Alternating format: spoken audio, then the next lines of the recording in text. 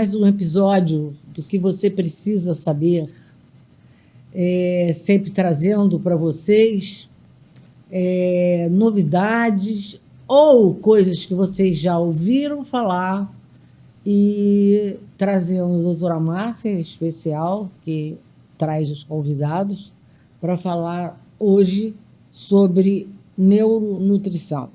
Então, a convidada da doutora Márcia é a doutora Jéssica Nobre. Ela é PhD em Ciências Médicas e nutricionista. Então, a doutora Márcia vai dar seguimento a esse bate-papo. Bom, prazer, Jéssica, você está aqui.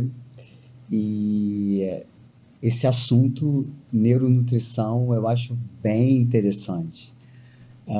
Porque a gente sabe que muitas doenças neurológicas são neurodegenerativas, evolutivas e inflamatórias, né? E aí você deu ideia da gente falar sobre a nutrição no TDAH. Isso muito me interessa, porque todos que assistem o canal sabem que eu sou TDAH. Então, começando por aí, depois a gente analisa outras patologias, acho que você desejar.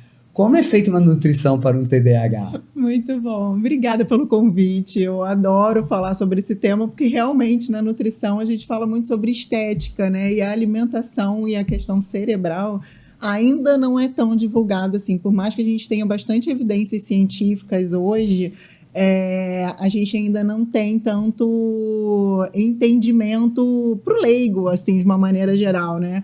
E é uma área que eu confesso que eu sou apaixonada, assim. Hoje a gente tem o entendimento que a alimentação, ela é literalmente um divisor de águas. Ela pode ajudar e muito em minimizar os sintomas de TDAH, independente se é um hiperfoco, hiperatividade, de uma maneira geral, performance cerebral, né? Mas também pode atrapalhar e muito, né? Acho que hoje a gente entende, eu sempre começo pelo ponto negativo, sabe? Que a gente entende que o veneno para o nosso corpo também é um veneno para a nossa mente. Quando a gente fala em inflamação, né? A gente fala em neuroinflamação. Quais seriam os maiores vilões? Pois é, que é o grande veneno, é o açúcar, não tem jeito para o nosso corpo e para a nossa mente. A gente brinca, né? Eu tenho alguns pacientes que já foram diagnosticados já na vida adulta, né? Que sempre falaram, não, eu sempre preciso de um docinho porque eu fico mais focado, eu fico mais atento, aquela coisa da busca de dopamina. E o doce, aparentemente, né? Ele tem essa busca, essa produção muito rápida de dopamina. Mas da mesma forma que você produz dopamina muito rápido, esse neurotransmissor ele cai de uma maneira muito grande. E aí contribui ainda mais para esse vício. Então, além do açúcar ser, né, inflamatório para o nosso corpo, ele é extremamente inflamatório para o nosso cérebro. E aí eu coloco num segundo momento aditivos alimentares de uma maneira geral, que são péssimos para o nosso organismo, mas eles realmente pioram muito saúde cerebral. Então, todas aquelas siglas, sabe? É mais fácil você pensar no rótulo, o que não é comida, letrinha, sabe? De acidulante, espessante, flavorizantes, de uma maneira geral, eles são muito ruins. Então, a gente sempre prefere, para começar com a base, comida de verdade e diminuir o máximo possível de produtos industrializados por conta dos aditivos. E, independente se é um produto açucarado ou um produto industrializado salgado, muitas vezes ele tem presença de maltodextrina, enfim, de aditivos que são metabolizados no nosso organismo como açúcar de uma maneira geral. Então, evitar açúcar, refrigerante, ajudaria refrigerante nem se fala, Márcia. Que o refrigerante... E não adianta falar assim que é um refrigerante diet, né? Isso eu queria que você dissesse. Porque o diet, light, enfim, o que for, eles acabam reunindo os piores adoçantes possíveis e imaginários, né? Então, o impacto para o nosso cérebro eu nem sei te dizer, mas eu acho que é tão ruim quanto o do açúcar. E a gente ainda também não sabe como metaboliza essa quantidade de adoçantes, né? Normalmente são os adoçantes mais sintéticos possíveis, imaginários, os mais artificiais, e aí prejudica ainda mais. Então, é o paciente que fica muito mais hiperativo, muito mais, perde muito mais a concentração, o foco, e num primeiro momento acha que está abafando porque tem, né, essa produção muito rápida de... E o TDAH tem o déficit de dopamina, ele nasce com essa característica, né? Então, tudo que simula aquela sensação de bem-estar da dopa, o paciente vai ingerir. O cérebro funciona com água e açúcar, né? Exatamente. Então, oferta lá o açúcar. Combustível direto, É combustível né? direto, né? Não tem jeito. E me chama a atenção também hoje os autistas, né? Os neurodivergentes, né? O TEA. Que a gente, hoje, eu vejo uma escola conseguindo melhoras significativas nesse paciente com a dieta alimentar. Né? Eu queria que você falasse isso, da importância da dieta para os autistas. Sim. Inclusive, até o TEA, ele pode vir associado ao TDAH, né? Normalmente, ali, quando você está fazendo aquela pesquisa, aquela busca no diagnóstico, muitas vezes pode ter associação do TEA também. E aí, mais uma vez, a alimentação vem forte, né? Porque o processo anti-inflamatório, a base pode ser a alimentação, mudança de estilo de vida de uma maneira geral, né? Hoje a gente entende que o glúten pode ser um grande vilão quando a gente fala de autismo, e eu nem sou uma nutricionista extremamente xiita de ter que cortar tudo e mais um pouco. Eu sempre priorizo encontrar um denominador comum para o meu paciente, mas em certos casos eu realmente peço exclusão total de glúten por ser um potente inflamatório a nível neuronal. Então, eu queria te perguntar, porque assim, eu não consigo trabalhar hoje sem ter um acompanhamento, meus pacientes terem acompanhamento de nutricionista. Acho que é fundamental, acho que a gente, a não ser que nós sejamos nutrólogos, a gente não tem conhecimento para montar dieta para ninguém. Essa é uma condição que, para mim, tem que ser definida dessa forma. Só faz dieta que é nutricionista, ou nutrólogo, ou endocrinologista. Integrativa, né? Cada um. Mas não acredito numa solução rápida sem que você pense na adaptação da sua nutrição, do que você está ingerindo, né? Hoje você tem muito fertilizante agrotóxico, né, nos alimentos. E aí, o que a gente pode fazer para minimizar esses efeitos de forma nutricional? Perfeito. Até a água, né? Hoje tem um impacto muito grande aí no nosso dia a dia. O que eu peço? Infelizmente, a gente não consegue aqui no Brasil viver de produtos orgânicos, né? Financeiramente falando, é inviável. Então, o que eu peço? Que o paciente ele sempre entenda quais são os produtos que estejam na estação, por exemplo. Frutas, legumes, verduras que estejam naquela estação, porque normalmente eles têm um teor menor de agrotóxico, de fertilizantes e de uma característica hormonal. Então, você consegue minimizar um pouco o consumo daquilo dali. Viu, galera? Isso é uma boa dica. Uma excelente dica. Né? Então, utilizar os produtos que estão da estação, porque a tendência é que, como está na estação, que necessite de menos aditivos químicos para a produção dos alimentos. Então, essa é uma dica sensacional. Exatamente, porque você não consegue. Se eu pudesse, eu ia falar, gente, realmente tem que viver de produtos orgânicos, né? Frango, enfim, livres de hormônios e tudo mais. Mas eu já peço para realmente começar por aí, até porque a gente pensa, frango e o ovo eu realmente peço para que sejam orgânicos, principalmente se você consome diariamente, tem um impacto muito grande, pensando no autismo, pensando no TDAH, pensando em doenças neurodegenerativas de uma maneira geral, eu acho que é uma conduta muito válida, sabe, para esse perfil de paciente. Porque a gente quer melhorar eu peço para comer mais comida de verdade, que é o quê? Mais legumes, mais frutas, grãos, cereais e tudo mais. Só que estão repletos de agrotóxicos, né? E o frango repleto de hormônio. Então, assim, que a gente consiga equilibrar pelo menos o frango e os ovos orgânicos ou caipira, né? Porque ainda tem um teor menor hormonal, mas os alimentos da estação, sem sombra de dúvida, eles até podem conter, né, níveis de agrotóxico, mas não tanto quanto se não tivesse na estação. E quando a gente vai no supermercado, eu acho que a gente deveria ler os rótulos de tudo que a gente ingere, a gente deveria ler os rótulos, né? Mas você percebe que as pessoas têm uma certa dificuldade de entender o que é saudável e o que não é saudável? Muito. Primeiro ponto, eu trabalho com TDAH. O TDAH, para parar no mercado e ler um por um, ele até pode começar fazendo, mas ele não vai continuar. Então, eu até tenho o hábito, inclusive para os meus pacientes, já em anexo ao meu planejamento, colocar uma foto com o produto, porque facilita, dá mais rapidez e ele não perde tanto tempo, né? Mas Quando não é nesse caso, eu sempre peço assim, pelo menos, pegue o rótulo, exemplo de um iogurte, né? Pega o rótulo de um iogurte, de outro, você compara qual é o que tem a menor lista de ingredientes, né? Porque quanto menor a quantidade de produtos ali, mais saudável, menos industrializado é aquele produto. Então, de uma forma muito rápida, isso pode te ajudar. Importante também, de uma maneira universal, aquela lista de ingredientes, ela funciona de uma ordem decrescente, ou seja, o primeiro ingrediente daquela lista é o ingrediente em maior quantidade. Então, por exemplo, eu peguei uma granola, né, que a gente adora, fala que é super saudável e tudo mais. Aí o primeiro ingrediente daquela granola é o açúcar. Mascavo, que é açúcar. E você metaboliza da Açúcar mesma mascavo é açúcar da mesma forma.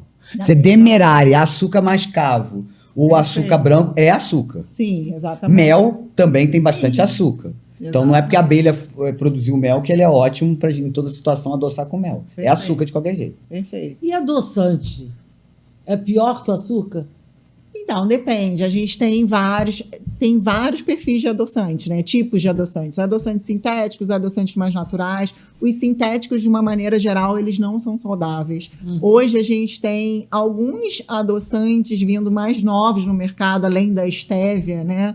Mas, dependendo do público, eu também não indico. Por exemplo, um TDAH que for muito hiperativo, eu peço para a gente começar a diminuir e começar a perceber o sabor do alimento. Igual o café, que você fica...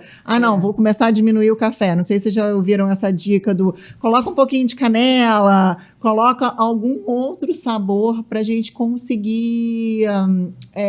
Tirar o... diminuir a quantidade tanto do açúcar quanto do adoçante. Mas se for usar o adoçante, com certeza preferir um adoçante mais natural, assim. Então, são os adoçantes mais caros, mas a gente consegue... Stevia, xilitol. Xilitol. O xilitol para algumas pessoas tem, né, pode trazer algum desconforto, então é tentativa e erro. Eritritol,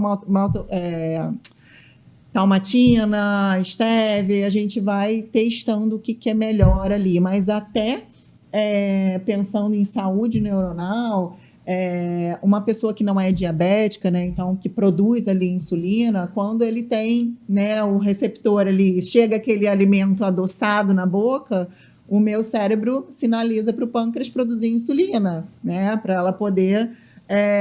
tirar aquela glicose do sangue e levar lá para os tecidos, né? Só que não tem muitas vezes a glicose ali para tirar. E esse impacto ainda a nível intestinal, né, que é onde a gente consegue absorver, também piora muito pensar em saúde cerebral, entende? Falei de uma forma muito rápida. Não. E uma outra coisa que eu queria te perguntar, porque assim, a gente tem modas, né?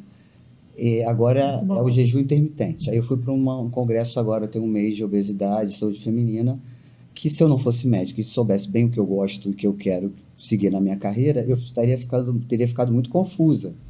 Porque você tinha uma nutricionista de alto gabarito, PhD, da Unicamp, sendo contrário ao jejum intermitente. E aí você tinha X outros profissionais totalmente a favor do jejum intermitente. Falei, bom, um leigo aqui... Perdido. Fica igual cego no tiroteio. Fica cego no tiroteio, porque você vai acreditar no que ela está dizendo ou vai acreditar no que o colega está dizendo? Eu acho que tem pacientes que são bem indicados para jejum intermitente. Então, como é que é o teu critério em relação a isso? Eu acho que é exatamente isso que você falou. Acho que a gente precisa entender o perfil daquele paciente, fazer uma anamnese completa, avaliar exames laboratoriais, ver, inclusive, se aquele paciente tem possibilidade, né? Eu trabalho muito com transtornos, assim, compulsão alimentar, porque estão muito vinculados também. O TDAH, não sei se você sabe, mas ele tem uma propensão maior a desenvolver obesidade, diabetes, compulsão alimentar, né? Principalmente por essa busca muito grande, né, de dopamina. Então, você pedir para uma pessoa que luta com alimentação, que morre de fome, que tem aquela fome emocional o tempo todo para fazer um jejum intermitente, pode ser um tiro no pé. Ele não vai fazer nunca, ele vai se sentir mais frustrado ainda, e a chance dele recorrer ainda mais à alimentação como fuga, né, como escape ali, é muito maior, né? Mas, em contrapartida, se for um perfil de paciente que consiga aderir, não precisa nem pensar em longas horas de jejum, mas hoje a gente tem um entendimento ali que 12, 14 horas de jejum já tem uma resposta fisiológica super positiva, pode ser interessante, mas eu não levanto a bandeira que todo mundo tem que fazer. É porque ficou parecendo que você só emagrece hoje se você fizer jejum intermitente. Aí você vai em outro congresso e diz, não, agora é a dieta carnívora. Perfeito. Depois é paleolítica. Aí você Já fala, teve a cetogênica. já teve a cetogênica. Aí você fala, meu Deus. Hoje até Você não sabe nem comer de forma equilibrada, você já quer inventar já tá dando um passo maior do que a perna. Bom, é isso que eu queria que você fale. Né? Doutora Márcia, o que é cetogênica? O que é a dieta cetogênica? Então, a dieta cetogênica, onde a gente reduz drasticamente a quantidade de carboidratos. Tem a dieta low carb, que é mais conhecida, onde você reduz ali até 40%, 50% de carboidrato, e a cetogênica você reduz ainda mais, para que o organismo pare de usar a glicose como combustível e comece a usar corpos cetônicos. O objetivo da cetogênica é você fazer a produção de corpos cetônicos para ele, principalmente gerar energia para o cérebro, enfim, para o músculo. E é uma dieta que existem estudos que mostram que são muito interessantes quando se fala em neuronutrição, mas também não faço para todos os pacientes, porque é uma dieta extremamente restrita. E pode ser que a restrição para esse meu paciente, ele consiga restringir 1 semana, 2 semanas, de repente, até se ele estiver muito empolgado, 1 mês, mas ele não consegue viver naquela restrição. Eu acho que tudo que a gente restringe demais, a gente não consegue sustentar.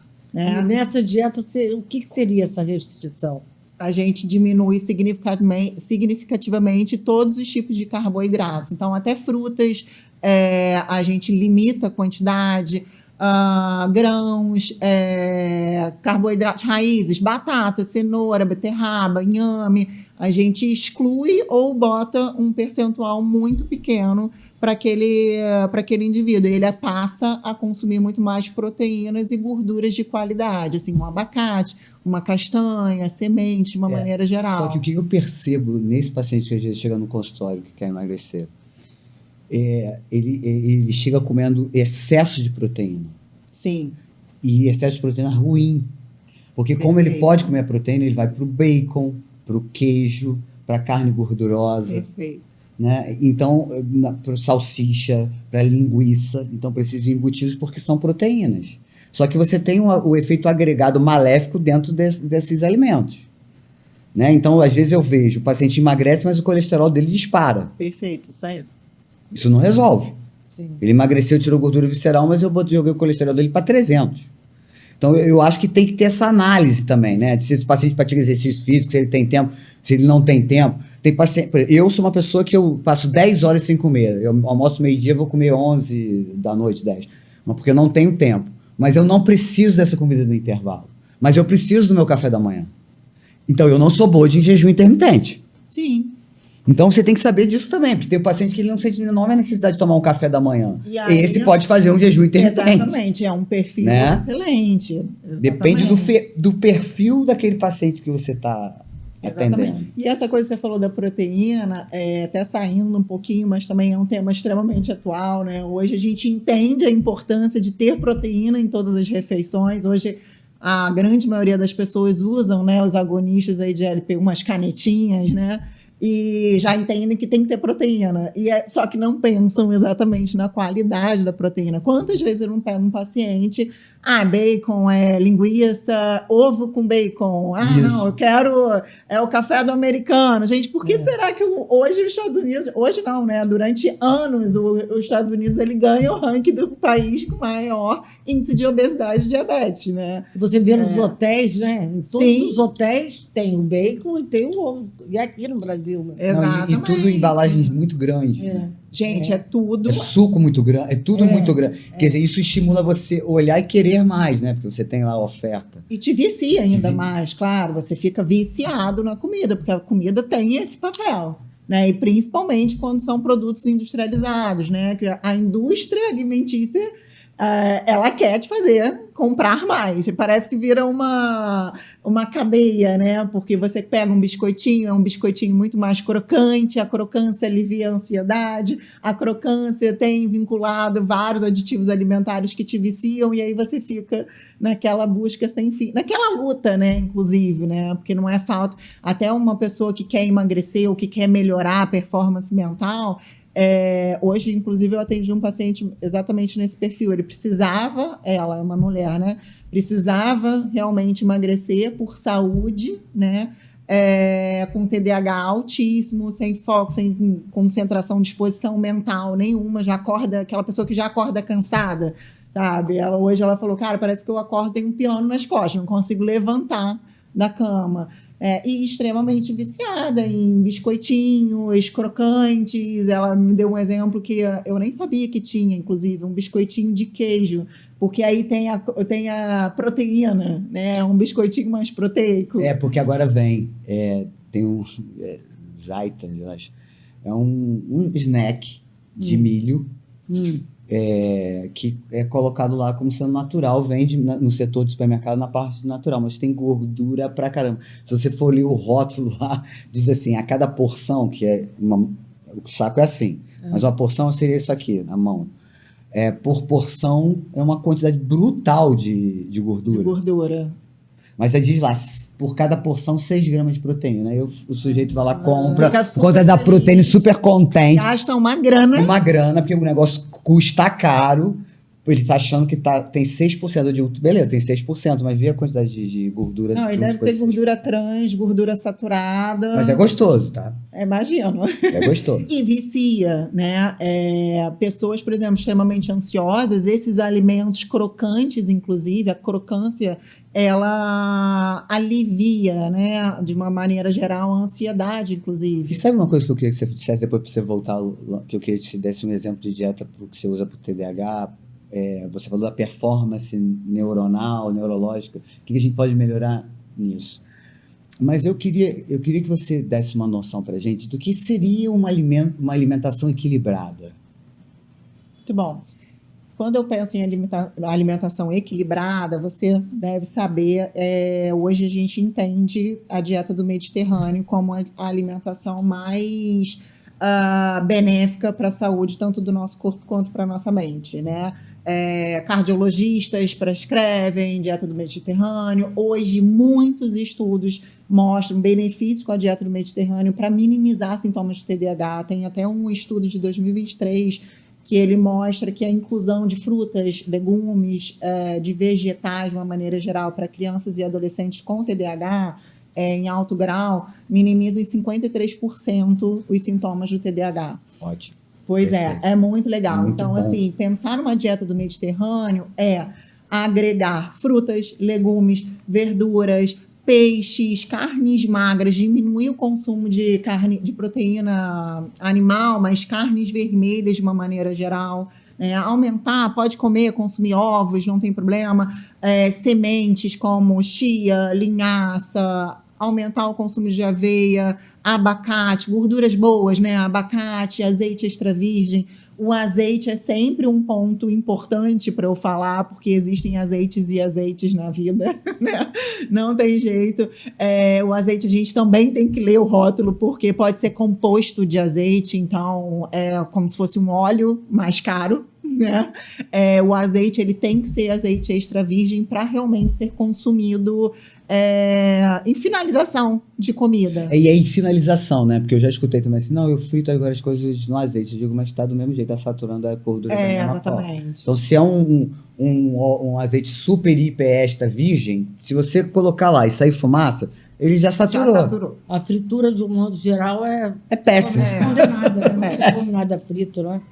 Até se você for usar para esquentar, né, o azeite, para fazer alguma preparação rápida, você não precisaria usar o azeite extra virgem, porque realmente você está jogando dinheiro no lixo, porque vai faturar e não vai adiantar absolutamente nada. Na verdade, vai até atrapalhar, né?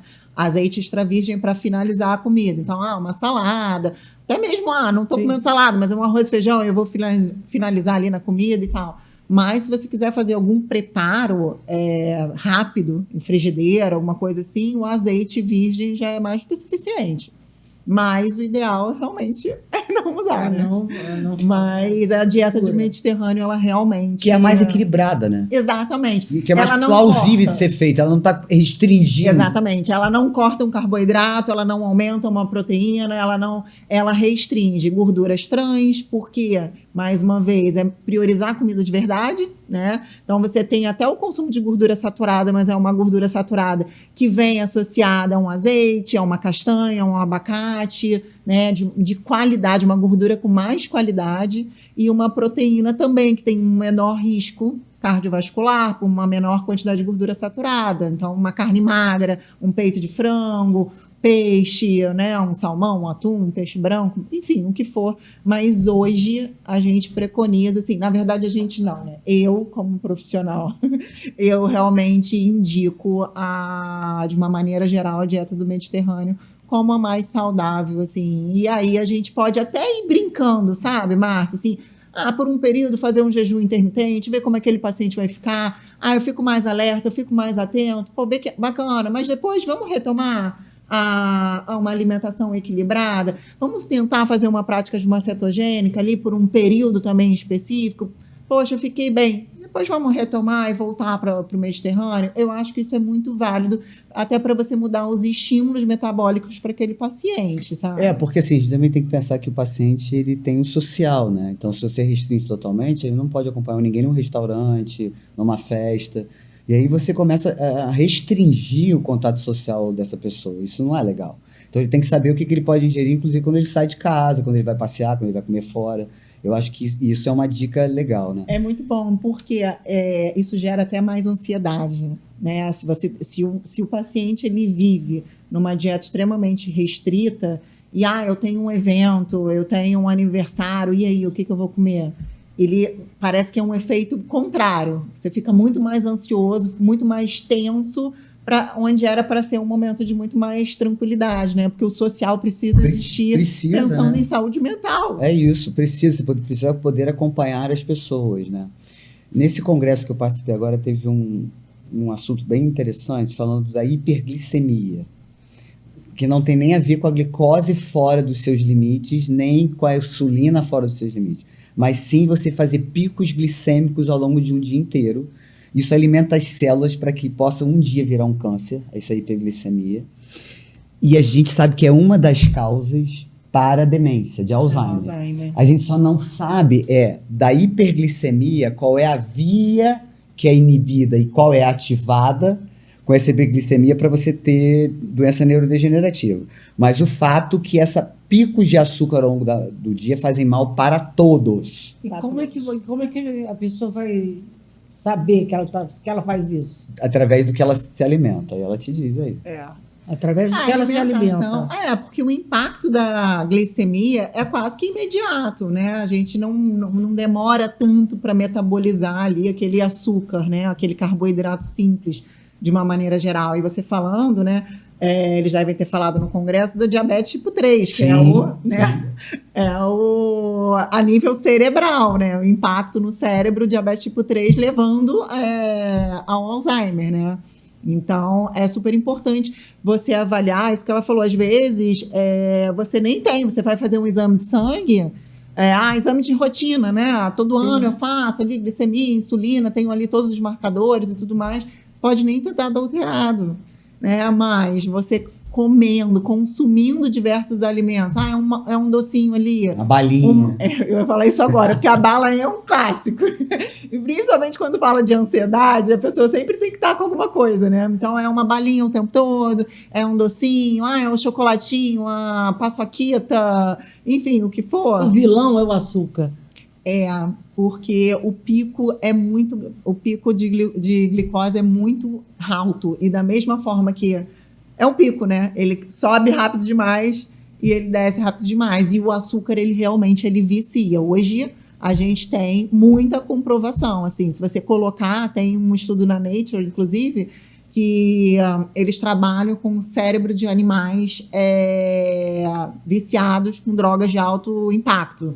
Cocaína, enfim. E se você colocar a lâmina desse cérebro dos animais drogados, né, viciados em drogas, com animais que a gente chama de dieta de cafeteria, que você coloca biscoito recheado, bala, bolo, enfim, doces, né, de uma maneira geral, ele sinaliza as mesmas áreas cerebrais daquele animal viciado em droga. O doce, ele realmente te vicia, né? Então, assim, a Jéssica tem 200 quilos, eu realmente preciso emagrecer. Mas eu sou totalmente dependente daquele doce. Não é falta de vergonha na cara, muitas vezes eu não conseguia. Eu até tento, eu sei que eu preciso, mas eu não consigo. Aí a nutrição tem que vir associada à medicina, muitas vezes com alguns medicamentos para poder ajudar aquele paciente a sair daquele olho do furacão, e principalmente a terapia tem que vir em conjunto, né? Porque o doce realmente ele tem esse impacto de uma velocidade muito grande de produção de glicose e de viciar, né? Dona Jéssica, a alimentação, a melhor alimentação, então, seria a verdura, o legume, as frutas. A comida de verdade. Você para um tempo para preparar a comida. Você não Você desembala. não desembala a comida, você Isso. descasca a comida. Mas é basicamente isso Sim. que eu estou E se você parar para pensar, dá para você fazer, Vitória, várias opções, porque às vezes as pessoas ficam assim, mas aí o que eu vou comer? Porque a gente está tão acostumado, né, a abrir um negocinho, né, a pegar um pão francês com uma mortadela, um blanquet, né, o que for e tudo mais, que a gente fica meio desnorteado. Mas você pode pegar e fazer uma salada de fruta, comer com ovos, botar uma semente, até consumir uma granola. Hoje a gente tem algumas marcas de bastante qualidade, ou se você quiser fazer a sua própria granola, também não tem problema. Eu não quero perder tempo, vou colocar uma aveia. Tem várias possibilidades, porque a gente perde um pouco, acho que essa noção, a gente fica tão enraizado, sabe, no pão com um blanquet, ou com o ovo e o baconzinho e o café, que você esquece que existem vários outros alimentos. Pode fazer uma vitamina de manhã, pode fazer até um mingau. Hoje eu fiz um pudim de chia. Até minha filha, com 14 anos, ela come, porque é tudo ofertado e a gente vai acostumando, né, a nossa casa a comer melhor, sabe? Sim. Então é comer comida com mais qualidade, assim, é descascar, literalmente, descascar mais e desembalar menos. E a gente tem, graças a Deus, a gente vive no Brasil, a gente tem uma possibilidade enorme de milhões de frutas, de legumes. É péssimo quando às vezes pego pacientes do Canadá ou de algum país que tem aquela alimentação super restrita porque não consegue, né? Milhões de opções de frutas, de legumes, e aí a gente tem que fazer uma alimentação muito mais restrita. Mas morando no Brasil, dá para brincar. Hoje a gente sabe que a fibromialgia não é mais uma doença reumática. Não é uma doença inflamatória reumática. A fibromialgia é uma doença neurológica, de hiperreatividade do cérebro.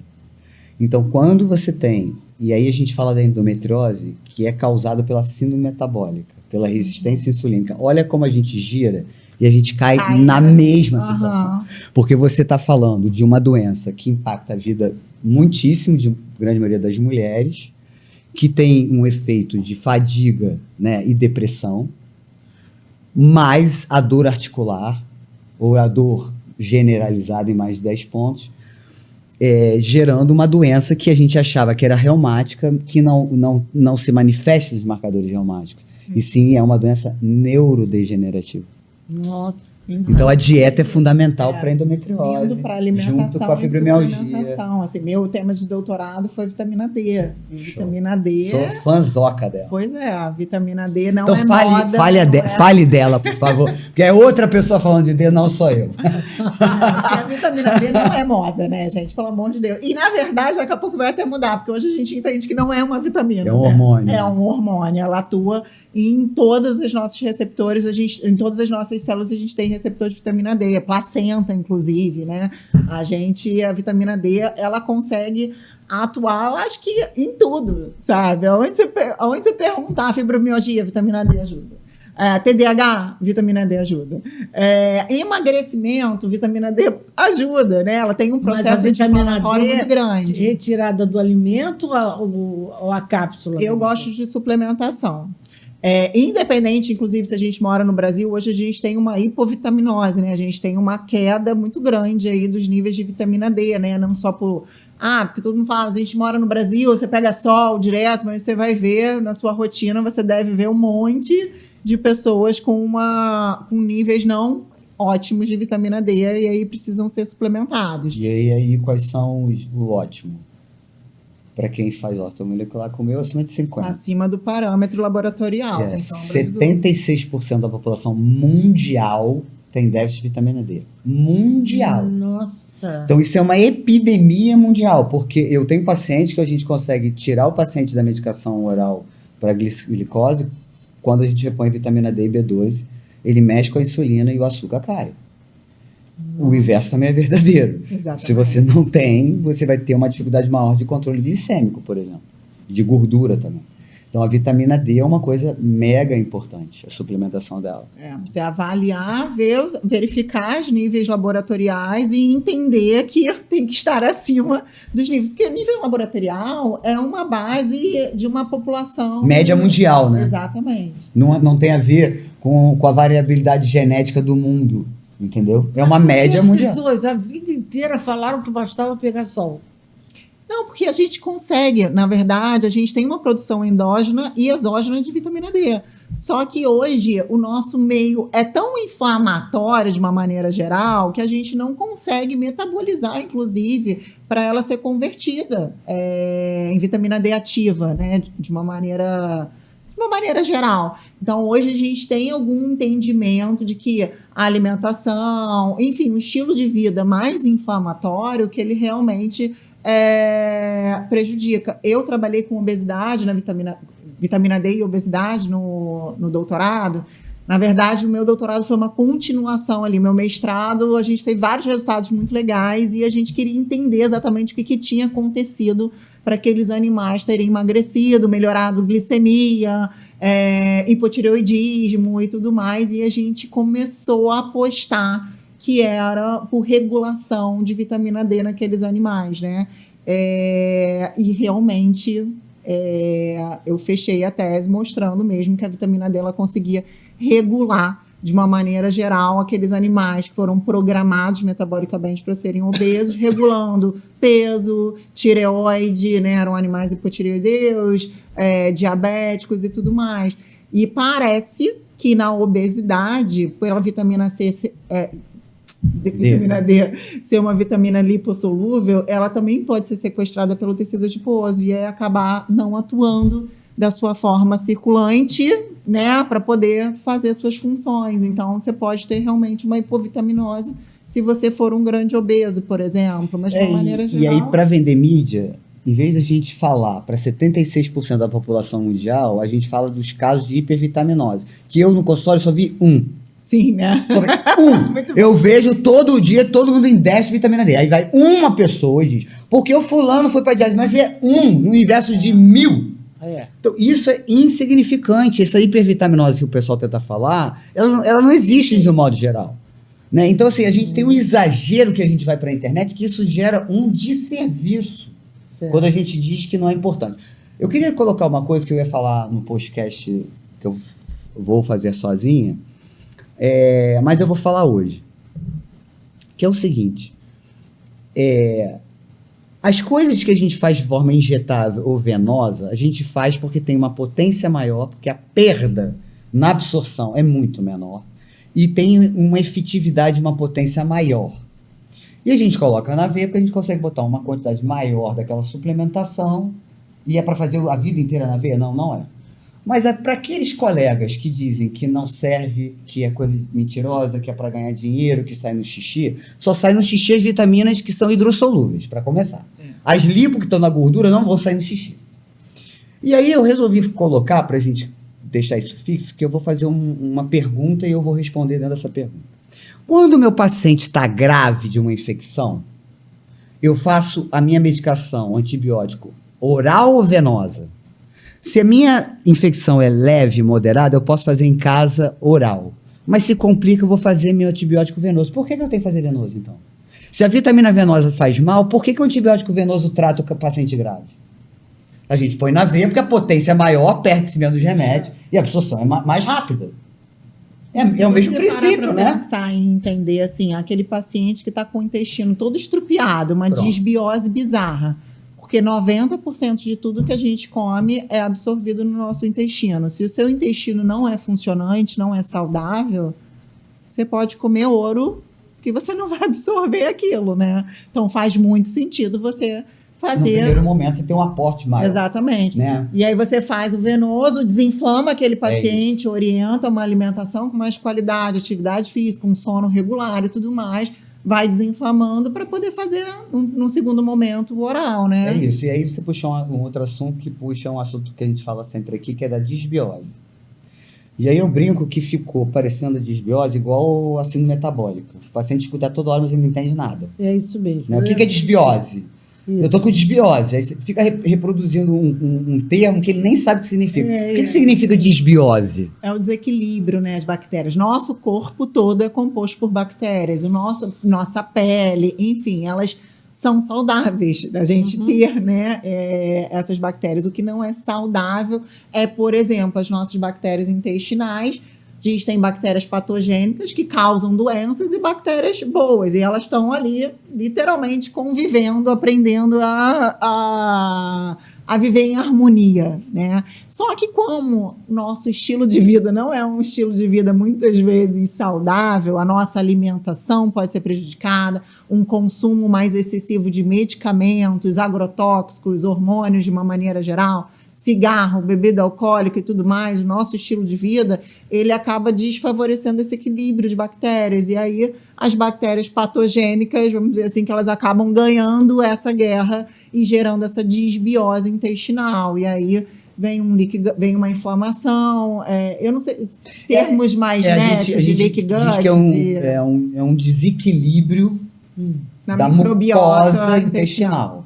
Então, deixa passar coisas, saírem coisas que não eram para sair e deixa de absorver coisas que são fundamentais para a nossa saúde. E a Isso é pessoa sente alguma disbiose. coisa? Pode estufamento Sente tudo. dor pode abdominal, sentir tudo, alteração do ritmo do intestino, pode ter uma disbiose gerando dores articulares, pelos processos até piora de inflamatórios. sintomas de TDAH podem ser por conta de disbiose, porque como a Marcela estava falando, a sua parede intestinal ela não é mais íntegra, né? A sua mucosa intestinal. Então, como ela fica mais frouxa, passa muito mais substâncias, enzimas, enfim, o que for, que não eram para passar. E aí não é só um desconforto intestinal, né? Ah, eu tenho muita diarreia, ou eu sou muito constipado, tenho muitos gases. Não, pode ter um efeito sistêmico. Exatamente, no corpo todo. Quer dizer, disbiose é fundamentalmente é uma doença do intestino. É um desequilíbrio das bactérias intestinais, onde bactérias negativas, enfim, que né, são mais patogênicas, estão mais exacerbadas do que as bactérias positivas. Você fala que as pessoas estão todas inflamadas, é esse o motivo? Uma das causas. Pode ser, É bem comum. Pode ser. É bem comum. Inclusive a disbiose, né, como eu falei, ela piora, né, ela pode ser um gatilho principal ali para sinalização de piora, né, de saúde neuronal, assim como carência de outros nutrientes, porque se aquele intestino, como a gente estava conversando, não é um intestino saudável, né, essa mucosa, ela não segura ali, não é a primeira barreira de imunidade, né, para o nosso organismo, eu não consigo nem pensar em absorver certos nutrientes, como a vitamina D, que vai piorar, mascarar outros sintomas. Como B12. Exatamente. O ferro, por exemplo. Às vezes são pacientes que chegam para mim, né? Ah, não, eu tenho TDAH, mas eu tô, sem disposição nenhuma, sem foco, sem concentração e tudo mais. Vou no meu psiquiatra porque eu preciso aumentar a dosagem da medicação, porque não tá mais dando certo, e a gente faz um exame de sangue e ela tá com anemia ferropriva, às vezes até com uma carênciazinha de B12, e aí você faz só uma reposição e já melhoram todos os sintomas, sabe? Mas tudo porque o intestino muitas vezes não está funcionando de uma maneira adequada, né? Exatamente.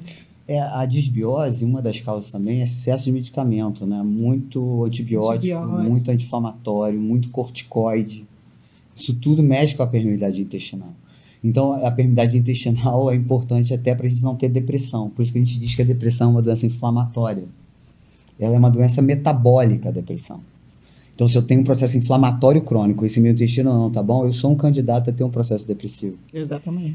E aí, quanto mais antidepressivo eu uso sem melhorar essa performance intestinal e sem nutrir esse paciente, é uma depressão que não melhora nunca. E é uma depressão que você sempre adiciona mais antidepressivos, exatamente. né? Porque o substrato para você produzir os neurotransmissores não existe.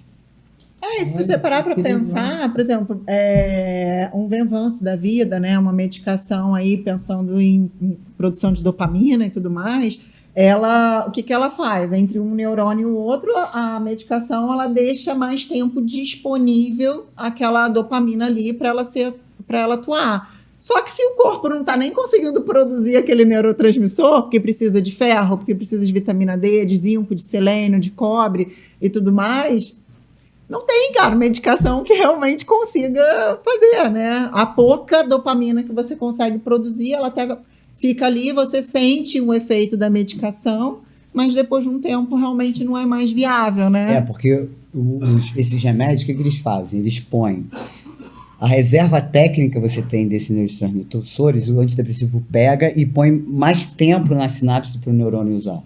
Beleza. Mas se eu não tenho a matéria-prima para produzir, eu paro a produção, quando isso aqui exaurir, o que o antidepressivo vai pegar para jogar? Nada. Então ele fica inócuo. E aí você aumenta, associa. Só que você não está dando esse substrato para ele produzir.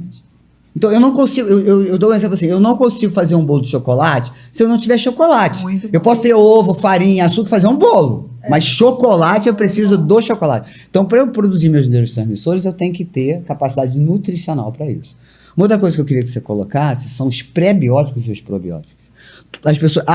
na internet de novo. Use pro e pré-bióticos. Sim, mas se eu não tenho um equilíbrio dessa minha mucosa, talvez eu vou botar um probiótico que vai fazer mal em vez de bem. Exatamente. Prebióticos, de uma maneira geral, são as comidas de verdade, né? A gente tem ali as frutas, os legumes, os grãos e tudo mais, que são excelentes. E eles servem, inclusive, de substrato ali para as nossas bactérias boas, né? E aí, se a pessoa estiver extremamente inflamada, com aquela desbiose, né, super descontrolada, ou um super crescimento bacteriano, às vezes até uma SIBO, e eu colocar o probiótico, eu vou estar ainda aumentando essa superpopulação bacteriana. O que é a SIBO? É o supercrescimento bacteriano. Das bactérias. Tá. É porque eu vou pegar uma bactéria que está na minha boca, que é da minha flora, porque eu estou com problema, mas eu pego uma que eu estou tomando, que vem super anabolizada. Exatamente. Quem é que vai ficar melhor? A que está fraca ou a que está forte? A que está forte. Então eu estou piorando aquele sintoma. E tô achando que eu tô abafando. Que tem que tomar o probiótico. Porque o probiótico é maravilhoso. O probiótico é maravilhoso, mas existem momentos e momentos para você tomar. E aí cabe um profissional realmente a te orientar. Porque às vezes as pessoas ficam, não, é só uma cepazinha, né? Um probióticozinho. Vou ali comprar, você não precisa de receita, né? Você não precisa de nada assim elaborado. Vou ali e compro. Toma, aí você tá estufado, aí você tá distendido, aí te dá dor de cabeça, e tudo e mais um pouco, né? Probióticos são importantes, inclusive, para o cérebro, né? Exato. Então, você precisa deles para você ter um cérebro Porque pensar num cérebro funcionante é pensar num intestino saudável. Então, se você trata o intestino, né, não é nem diretamente você tem uma melhora de saúde neuronal, sem sombra de dúvida, melhora de sinapse, melhora de resposta, inclusive, das medicações que a gente toma, né? Então, tratar o intestino é diretamente tratar o nosso cérebro. Vitamina D, ômega, se necessário, né? Vitamina que ajuda. Complexo B, vitaminas do complexo B, de uma maneira geral, todas elas participam da produção aí de vários neurotransmissores. Enfim, elas são... A alimentação não tem jeito, gente. Para mim, eu sou suspeita para dizer, mas a alimentação é a base de tudo. Não tem dúvida, né? O combustível desse corpo aqui é a alimentação. Isso é fato. E saber, né, o comer.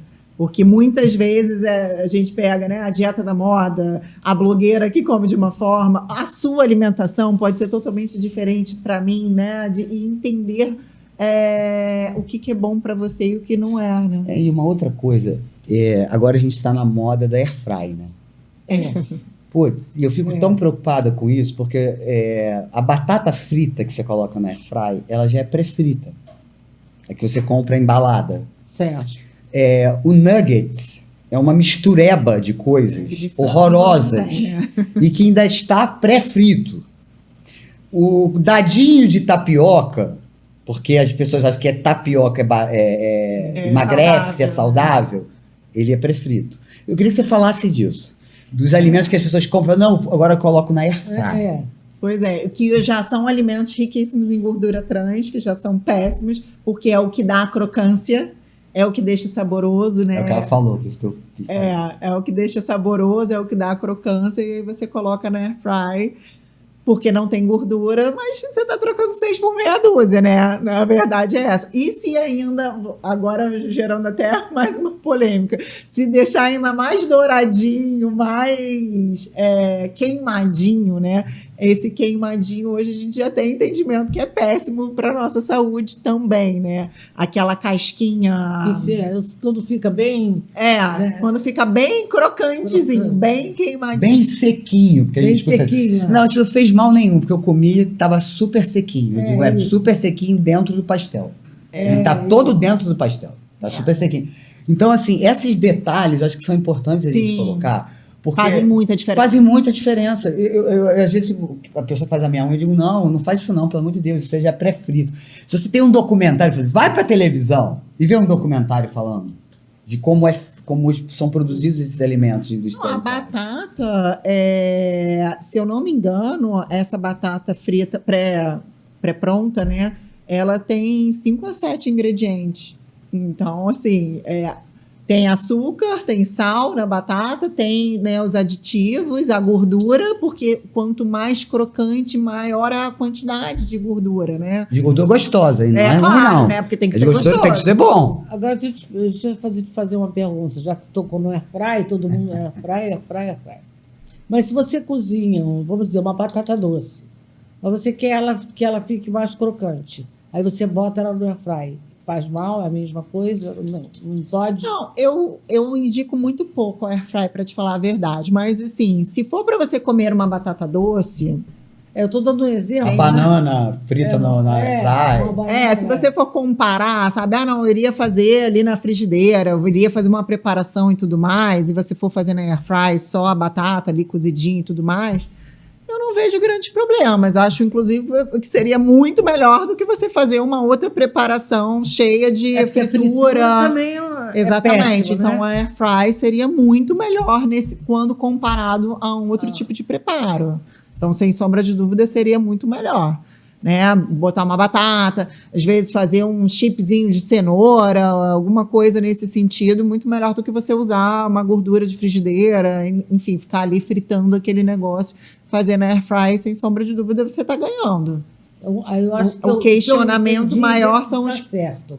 O que eu entendi, e que as pessoas também devem estar querendo saber, é o seguinte: o air fry não é prejudicial se a gente fizer com algum produto caseiro, Um alimento, comida mesmo, caseiro, sim, muito melhor. que for cozido dentro de casa e você botar ali Muito só melhor. transformar, botar Num um crocante verdinho, natural. botar um verdinho, uma salsinha, assim, botar... Muito melhor. Pode Aí- colocar um temperinho natural, não tem problema nenhum. Lemon pepper, um gengibre, um açafrão. Você São manda até manjar, anti-inflamatórios de uma maneira traz, geral. Compra, nunca mais, não faz.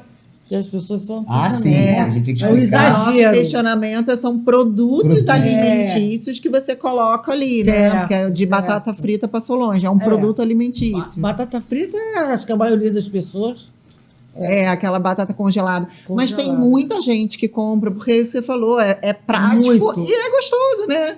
É. E aí, não, vou deixar ele congelado que quando vierem as crianças eu vou logo, vou botar e vou fazer. É isso. Não é? É isso. Porque, assim, claro, óbvio que é muito mais interessante essas frituras do que um brócolis. Sim. Mas não tenha dúvida disso. Mas, Até com uma batata mesmo, fazer a batata inglesa e fazer agora, por igual, exemplo, eu não como né? fritura há 30 anos. Eu já comi fritura. A batata que é frita, ela tem gosto da fritura. Se você começa a comer as coisas cozidas, você vai ver que a batata tem um outro gosto. É verdade. É né? igual café com açúcar. Tem outro gosto. Verdade. Você toma, você Pura sente o verdade. gosto do açúcar. Se você toma um café puro e você não está acostumado, você não consegue. Porque você não está acostumado ao gosto do café, né? Você não toma o café, você toma o açúcar, ou o doce do adoçante ou do açúcar, né? É totalmente diferente. A pessoa que toma um café sem açúcar, todo mundo fala que ela sente o sabor do café. Você está tomando café, assim. Não é a pessoa tomar o café com açúcar. Ou com... Não, porque o café com açúcar, ele está gostando do açúcar, né? Exatamente. O que eu gosto de café E se você for tomar 5, 6 cafezinhos por dia, todos eles só... Ah, não, mas é só uma colherzinha de açúcar, né? Aí você contabiliza isso no dia, multiplica aí na semana, contabiliza no mês a quantidade de açúcar que você toma só naquela colherzinha. É um impacto enorme. Pensando em saúde intestinal... É monstruoso. Se você já está inflamado, né, por conta de medicação, enfim, o que for, e você todo dia vai pingando ali um pouquinho, é um impacto muito grande, realmente. Deixa eu perguntar uma coisa que agora vem verão, sorvete. Qual sorvete? Que é gordura hidrogenada com açúcar ou com adoçante? Sorvete da Bate-Delate. Pronto, vamos. Olha só. Que bom. O que eu acho? Assim, se eu for pensar, como eu te falei, tudo que for industrializado realmente tem aditivos alimentares. E a gordura é incluída como um aditivo alimentar. Isso que é por isso né? Então, realmente, não seria de qualidade. Não. Mas, sinceramente, eu acho que no verão, uma vez ou outra, eu não vejo, como eu falei, eu não sou uma profissional que sou extremamente radical. Então, agora não pode comer nada, o sorvete que eu amava não vou poder. Eu acho que tudo é um equilíbrio. Então, se você comeu super bem ao longo do dia e tudo mais, uma vez ou outra você quiser comer um sorvete, sinceramente, eu acho que não vai ser isso que vai impactar tanto na sua saúde. O que impacta mesmo é o que a gente faz frequentemente. Certo. O que vira um hábito na nossa vida, sabe? O ideal dos ideais. Ah, não, realmente eu teria que fazer o seu sorvete, faz uma fruta congelada, bate e tudo mais, blá, blá, blá. Vou fazer isso sempre? Não, não vou fazer. Então, uma vez ou outra, eu não vejo problema também. Troca, come um picolé, faz um picolé de fruta. E aí você vai alternando. Eu acho que o que é o grave é quando você coloca um paciente que tem que fazer uma dieta alimentar para perder X peso. E depois, quando ele está no momento de manutenção, você eventualmente comer um sorvete. O problema é que as pessoas dizem assim, eu não como nada, mas eu só comi um pouquinho de bolo hoje, um pouquinho tipo de amanhã, depois da manhã eu só tomei um sorvete, no outro dia eu só chupei 10 balas. Você vai juntando um pouquinho de cada coisa todo dia, no final, na conta final, isso virou um problemão. Então, é só de vez em quando. Mas o que é de vez em quando para você? A gente tem que pensar nisso, porque o paciente mal começou a dieta, a gente falou isso antes, ele já vai pro dia do lixo. Eu digo, você tem que perder 10 quilos, você não perdeu 2, já está querendo fazer a dieta um dia de lixo. Não tem como. Cara, alimentação não é fácil, né? Assim, você pensar num nutricionista, num médico, eu não estou aqui para te dar um remédio que você vai tomar uma vez no dia, todos os dias naquele horário. Eu estou aqui para mexer com a sua vida, com história familiar, com memórias a alimentação é afetiva, alimentação... Eu sempre brinco, eu falo assim, cara, eu tenho um cheiro de um bacalhau específico que eu me lembro da minha avó que já morreu há séculos. Né? A alimentação é afeto, não é fácil a gente mudar. Mas se você não muda a sua cabeça, né, que a gente fala da mentalidade do obeso e tudo mais, porque a alimentação tem esse papel de destaque na nossa vida, se você não trabalha e mudar a sua mentalidade, cara, você pode fazer a dieta que for, emagrecer quanto tiver que emagrecer, que depois você vai retomar e vai reganhar tudo. E tem a coisa cultural da família, né? Às vezes eu pego casais que o exame é exatamente igual um do outro. Sim, porque eles comem a mesma coisa. Mas eu digo, é um casal unido esse. Porque eles fazem tudo errado juntos. Exatamente. Então você tem, às vezes, mudar a cultura da alimentação da família. Porque você tem pai, mãe, filhos obesos. Você vê, não, mas na minha família todo mundo é obeso. É genético? Hoje... E eu trabalhei, né? Hoje a gente entende que a epigenética, ou seja, né, o nosso meio influencia e impacta muito mais em todas as doenças. O TDAH ele tem um forte impacto genético, sim, mas a obesidade, até mesmo cânceres e tudo mais, o nosso meio influencia muito mais. Aí você vai ver uma família de obesos. Ah, não, mas é porque meu avô era obeso, meu bisavô era obeso. Não, todo mundo tinha o mesmo hábito. Né? Todo mundo era sedentário, todo mundo comia da mesma forma errada e isso foi passando. Eu sempre fui uma criança gordinha, eu sempre tive dificuldade para emagrecer porque o seu meio sempre foi um meio que favorece a obesidade, né? Aquele meio obesogênico mesmo, porque a sua mentalidade foi construída dessa forma, né? A quantidade dos alimentos também. Sempre muita quantidade, muita aquela quantidade, mesa muito regada, e você não pode sair da mesa se você não comer tudo. E a gente aprende desde cedo que se você comer o seu pratinho todo, você ganha uma recompensa, que é a sobremesa. Então a comida vem como presente. Tá tudo muito enraizado na nossa sociedade, né? Porque a comida vira um presente. Se você fala, eu mesma como nutricionista já me peguei falando isso para minha filha. Minha filha, se você comer seu pratinho todo, depois você ganha uma sobremesa. Você só pode comer a sobremesa depois que você comer aquilo dali. Né? Por que não é um momento de qualidade, né? Não, depois a gente sai, vamos pedalar, você não queria ir lá naquele parque de não sei o quê, vamos combinar. Mas não, a comida, ela entra nesse lugar de destaque muito grande. Então, se pensar em alimentação, tanto para fins estéticos, mas também, né, e principalmente para saúde cerebral, é pensar em mudar comportamento, é mudar mentalidade, né? E aí é aquele um passinho de cada vez, sabe? Senão não sustenta a mudança. É importante a nutrição, porque até para eu fazer uma prevenção da demência de Alzheimer, né, que é a preocupação de muitos, passa pela nutrição. Porque o processo inflamatório, neurodegenerativo, ele não começou ontem. Exato. Ele começou 20 anos atrás. Né, e vai se repercutir agora que você tem 80, 70 anos, 65. Então é importante essa coisa da cultura alimentar, que para mim, no meu entendimento, tinha que ser dado isso nas escolas. Exato. A gente tinha que aprender a se alimentar como a gente aprende outras coisas, e não tem isso. Nem as cantinas escolares. A cantina, muito menos, né? Muito menos. Não pode nada industrializado. Aí ela faz um nugget que faz lá dentro da cantina da escola. Exato. É um brownie. É um brownie. Então, assim, fica difícil, né? Se a gente não aprende a se alimentar com qualidade. Senão você é obrigado na doença, né? É isso.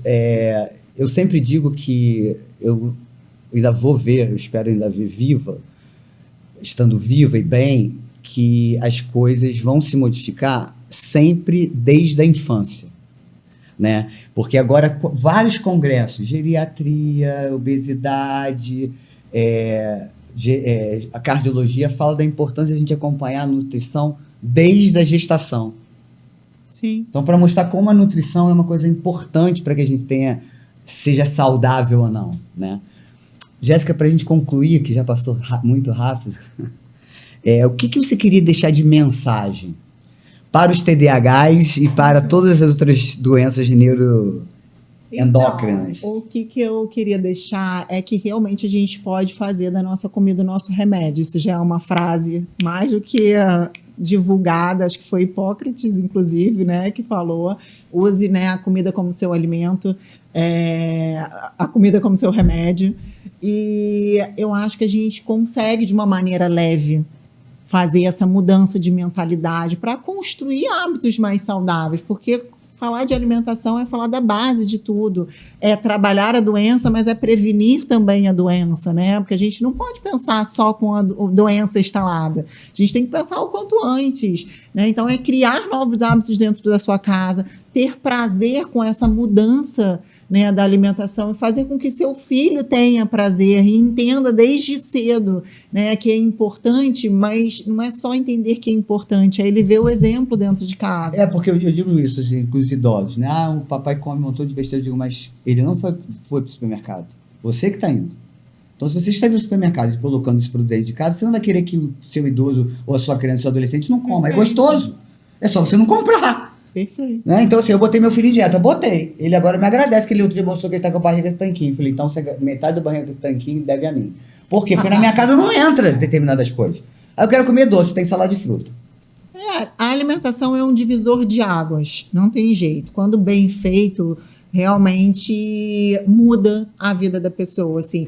É muito enriquecedor, assim. Às vezes eu vi um áudio de um paciente falando, cara, eu tô desmamando já, de paciente com 4, 5 medicamentos, e você conseguir desmamar por conta de uma melhora de alimentação, uma melhora de estilo de vida, porque impacta no seu sono, impacta na sua disposição pela manhã, você se sente mais disposto, você quer fazer atividade física, assim, é claro, sem hipocrisia, a gente quer olhar para o nosso corpo e tá bem. Muitas vezes, o primeiro impulso para o meu paciente é ver esse impacto estético, né? Mas isso motiva para ele continuar e começar a ver o efeito mesmo neuronal, porque não é de uma hora para outra, é claro. Sim. O próprio obeso, ele não chegou naquele peso de um dia para o outro, né? Foi uma construção. E a mesma forma, assim, a alimentação, ela é um divisor de águas quando a gente fala de saúde cerebral, né? A gente consegue, aos pouquinhos, minimizar o uso de medicamentos, minimizar os sinais e sintomas, independente de qual seja a doença. Hoje você vê crianças que não verbais, que já começam a ter um impacto muito positivo por conta da alimentação. Da alimentação. Eu acho legal a gente falar. É de porque chorar, de emocionar. O transtorno do espectro autista, quando você faz a nutrição, não tem efeito placebo nessa pessoa. O efeito é real. Não tinha interação, não tinha cognição para participar de um ambiente com outras pessoas, que passa a ter porque está fazendo uma nutrição. Então, Exato. não existe um efeito placebo, existe um efeito real. E se você fizer suplementação ainda com vitaminas, minerais e aminoácidos, Exato. tem uma melhora mais significativa ainda. E sem o efeito placebo. É incrível, assim, e embasamento científico, com evidência realmente em dia a dia de consultório, é muito gratificante, assim, não é fácil, não é um trabalho fácil, né, não estou aqui para dizer para ninguém que amanhã todo mundo mudou a vida, fechou o ano, pé direito e tudo mais, mas é uma mudança de mentalidade que é possível. Eu vou usar aqui uma parte da Bíblia, quer dizer, ninguém avisou que ia ser fácil. Ninguém disse que ia ser fácil. Né? Tá bem certo. Ninguém disse que vai ser fácil. Sem esforço, nada na Teremos vida se aflições, consegue. está bem fácil, está bem claro na Bíblia. Você pode ter né? talento, que sem esforço não tem chance. Então, tudo que você consegue de físico, de benéfico para a sua saúde, tem que ter um esforço seu, uma demanda pessoal. Senão a gente não chega a lugar nenhum. Né? Oração sem ação é nada. É nada, né? É ineficaz. Né? Ineficaz. Então é isso que a gente queria colocar. Eu queria te agradecer, que o papo foi muito bom. Eu fico muito feliz com a cada episódio, né, Vitória, maravilhoso. Do podcast. Só conteúdo bom. Acompanhando a Márcia, os convidados que ela traz. É um aprendizado muito grande. E é muito satisfatório quando você vê a resposta das pessoas da necessidade de ter programas como esse. Porque a pessoa hoje não tem muita opção. Informação, né, não de qualidade. Tem. Né? Então, a pessoa que assiste um programa rico como esse, né, que vem com, fora das especialidades da doutora Márcia, os convidados que ela traz com especialidades fantásticas para as pessoas poderem... Puxa, mas eu estou há tanto tempo achando que isso não tem mais jeito, e de repente ela vê que tem, né? Através do trabalho lindo que vocês fazem, da iniciativa da doutora Márcia. Vitória, sabe o que eu acho? Eu acho que o que as pessoas têm que entender é que nós estamos aqui dando o nosso bem mais precioso, que é o nosso conhecimento. Isso. Né? E nós, profissionais que fazemos medicina, que fazemos a área humana, a área médica, o nosso capital social é o nosso conhecimento. Então, nós estamos doando o que é de mais importante, raro e valioso da nossa vida, que é o nosso conhecimento acumulado. Com certeza. Isso não tem preço. Não. Isso não tem preço. Então, o que a gente faz é querer ajudar mesmo com que as pessoas fiquem mais conhecedoras das situações e que possam administrar sua saúde, né? Para que a gente tenha uma longevidade com qualidade de vida. Perfeito. É isso. Eu acho que o que a gente queria dar é isso, que a gente está doando aqui, os profissionais todos, o que eles têm de melhor, que é o seu conteúdo. É verdade. Né? Então, vocês não esqueçam de curtir, de compartilhar cada vez mais o programa, de se inscrever para vocês terem um sininho que vai, sempre que tiver o programa, vai tocar e vocês vão conseguir assistir, não vão deixar de assistir nenhum.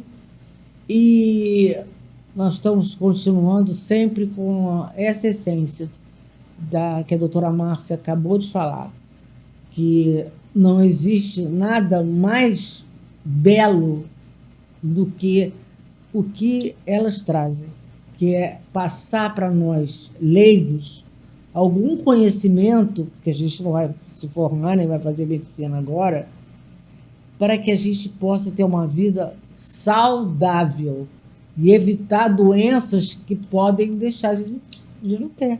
Isso. né? É isso. Então doutora. é isso. Gente, ó. Até a próxima. Ai, Show, Márcia, cara. Muito